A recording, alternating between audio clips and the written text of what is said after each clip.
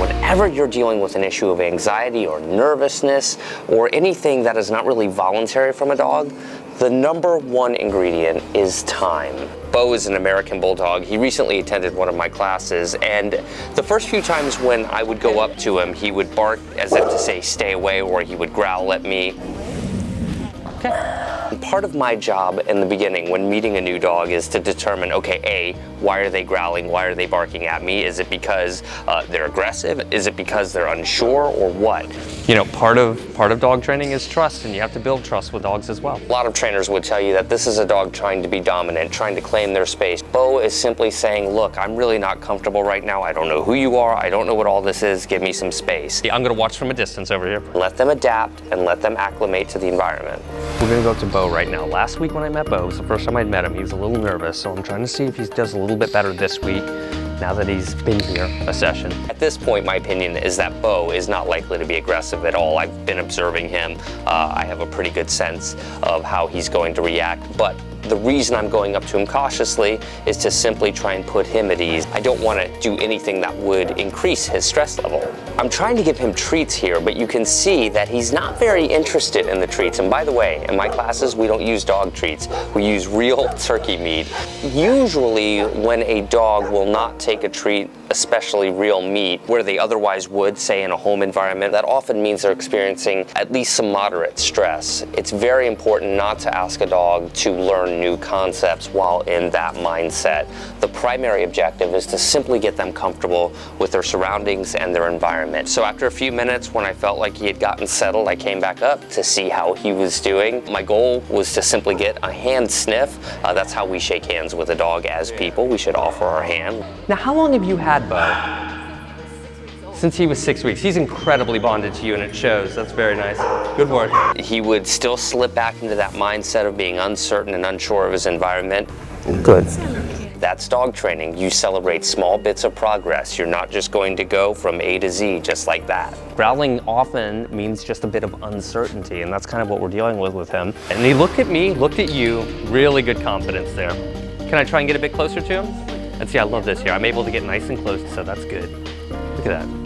He's doing off-leash walking. A few weeks ago, him being off-leash in this setting was out of the question. If you know what motivates them, then you can somehow try and use that to incentivize them. Will you respond to a ball right now?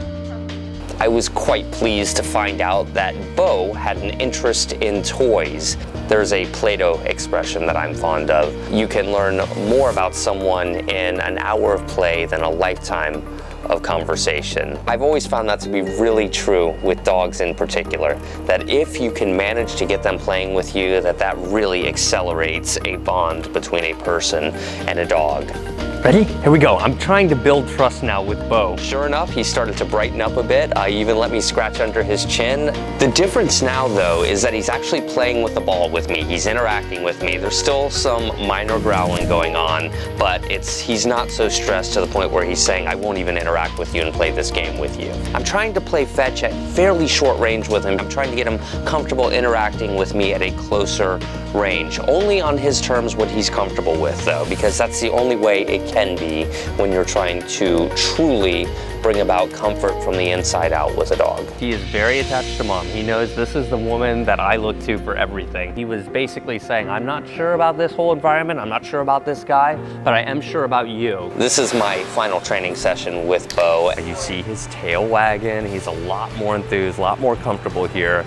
And that's what it's about. The best way you're gonna get your dog comfortable in various environments is working with them in various environments often.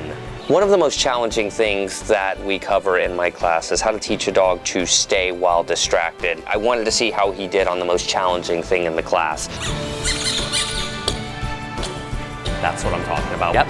Boom, perfect. I'll take that all day. That's good. I thought play dead would be a good trick for Beaux because we were going to encourage him to get on his back voluntarily. Now, this is something he would have never attempted just a few training sessions ago. When your dog does something for the first time like that, you've got to let him know in a huge way how much you love that. Sometimes we need to be extra patient with our dogs, and we have to reach deep in order to give them that reassurance that they need to be comfortable with their surroundings and with their life. And if we do it right in the beginning, training, then we prevent a lot of potential problems from developing later on. I think Beaux did an amazing job, and it was a real honor having him in my class. My question for you is, how did you or do you currently build trust with your dog? Let me know in the comments below.